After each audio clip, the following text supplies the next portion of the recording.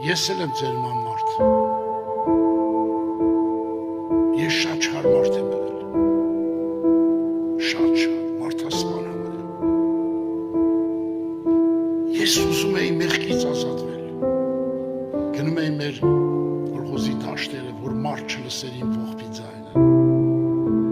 Ողբում էի, ասում էի, Տեր, այս մարմինը մերձրը ուրիշ մարմին սարքի։ Այդ ողբերը օրեօր խորանում էր։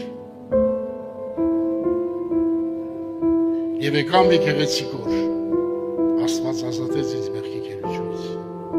որտև շատ էի ուզում, շատ։ Ես խորը համոզված եմ, ուզում ես 100 անգամ արիստե գնա,